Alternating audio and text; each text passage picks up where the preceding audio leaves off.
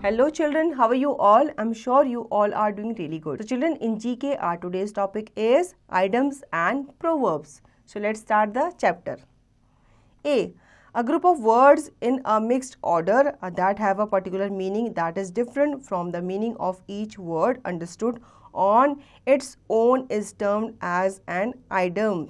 Match the following items with their meanings. अब बच्चों idioms क्या होते हैं? आइडम्स कुछ ऐसे ग्रुप ऑफ वर्ड्स होते हैं जिनका मीनिंग सेम नहीं होता, मतलब वो किसी और चीज़ को क्या कर रहे होते हैं, इंडिकेट कर रहे होते हैं, किसी और चीज़ के बारे में वो कह रहे होते हैं। ठीक है, तो अगर उनमें कुछ वर्ड्स दिए गए हैं तो उनका मीनिंग सेम नहीं होता। ठीक है, उनका कुछ और ही मीनिंग होता है या किसी और बात को वो क्या कर रहे होते हैं, इंडिकेट कर रहे होते हैं। तो यहाँ पे आपको कुछ आइटम्स दिए गए हैं, उनको उनके मीनिंग के साथ आपको क्या करना है, मैच करना। तो बच्चों फर्स्ट आइटम्स है थिक स्किन्ड, मतलब मोटी चमड़ी। अब इसका मतलब क्या होता है? इसका मतलब होता है इनसेंसिटिव टू क्रिटिसिज्म। कभी कभी कहा जाता है ना कि अरे इसकी तो मोटी चमड़ी है, इस पे तो किसी भी क्रिटिसिज्म का फ़र्क ही नहीं पड़ेगा, इसे तो तुम कितना भी बोलो इसे फ़र्क ही नहीं पड़ने वाला।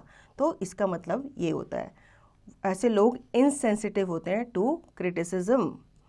नाउ सेकेंड, बैड बुक्स, बुरी बुक्स। इसका मीनिंग क्या है? इसका मीनिंग है आपका to be out of favours, मतलब किसी के फेवर से आउट हो जाना, तो मतलब बैड बुक्स में आना। ठीक है। थर्ड, हैव फीट ऑफ क्लेज, मतलब मिट्टी के पैर होना। इसका मतलब क्या होता है? इसका मतलब होता है आपका टू हैव वीकनेस। ठीक है, मिट्टी के पैर होना मतलब आपके क्या हो गई है, कोई ना कोई वीकनेस हो गई है। Fourth, dark horse, dark horse मतलब काला घोड़ा। ठीक है, अब इसका मतलब क्या होता है इस आइटम का? इसका मतलब होता है अनएक्सपेक्टेड विनर। ठीक है, अब कोई कोई हॉर्स जो होता है जो हम नहीं सोचते कि ये विनर होगा, लेकिन ये विनर निकल जाता है, तो उसे हम क्या कहते हैं? डार्क हॉर्स कहते हैं। Fifth, Lions share. Lions share का मतलब होता है आपका अ बिग पार्ट, क्योंकि लायन क्या खाता है? ज़्यादा खाना खाता है। ठीक है, तो इसका मतलब होता है कि लायंस का शेयर मतलब कि उसका बड़ा हिस्सा उसके लिए क्या कर दो, निकाल दो। तो बच्चों सिक्स्थ है आपका हार्ड अप। हार्ड अप का मतलब होता है सॉर्ट ऑफ मनी। जब आपका हार्ड टाइम चल रहा होता है तो इसका मतलब क्या होता है कि आप उस टाइम सॉर्ट ऑफ मनी चल रहे हो, मतलब आपके पास मनी की, पैसे की कमी है। सेवंथ, ईगल आइड। अब इसका मतलब होता है कीन साइटेड। अब जैसे ईगल की आइज होती है ना, वो बिल्कुल कीन, बिल्कुल शार्प देखता है, तो इसका मतलब ये होता है कि बिल्कुल शार्प देखने वाला। कोई शार्प देखने वाला होता है तो उसको क्या बोलते हैं? उसको बोलते हैं कि भाई इसकी तो ईगल की आंखें हैं। Eighth, Achilles heels. Achilles heel का मतलब होता है अ वीक स्पॉट, मतलब कमज़ोरी आपकी। Ninth, thick as thieves. Thick as thieves का मतलब होता है वेरी फ्रेंडली, मतलब जैसे थीव्स होते हैं वो चोरी करने से पहले आपसे क्या होते हैं? फ्रेंडली होते हैं, तो ऐसा कहा जाता है कि वो बहुत ही फ्रेंडली होते हैं, मतलब कोई आपसे फ्रेंडली हो रहा है बिना बात के, तो हो सकता है वो आपकी कोई चीज़ आपसे मांगने वाला है। Tenth, to lose one's head. अब इसका मतलब होता है आपका टू गेट कन्फ्यूज। अब आप जैसे कहते हैं ना मेरा दिमाग मत खराब करो, तो इसका मतलब होता है कि आप कंफ्यूज हो रहे हो, आपको बहुत सारी बातें आपके दिमाग में चल रही है और आप कंफ्यूज हो रहे हो, तो आप सामने वाले से कहते हैं भाई मेरे को इतनी सारी बातें मत बताओ, मेरा दिमाग क्या हो रहा है, खराब हो रहा है, मैं अपना हेड से क्या कर रहा हूँ, अपना संतुलन खो रहा हूँ। ठीक है, अब इसका बी पार्ट देख लेते हैं बच्चों। Proverbs are short sentences usually known by many people starting something commonly experienced और giving advice. Complete the following proverb. अब यहाँ पे कुछ प्रोवर्ब्स हमें दी गए हैं। प्रोवर्ब्स क्या होते हैं? शॉर्ट सेंटेंस होते हैं जो कभी कभी कुछ लोग यूज करते हैं, ठीक है, ताकि वो हमें क्या कर सकें, एडवाइस दे सके।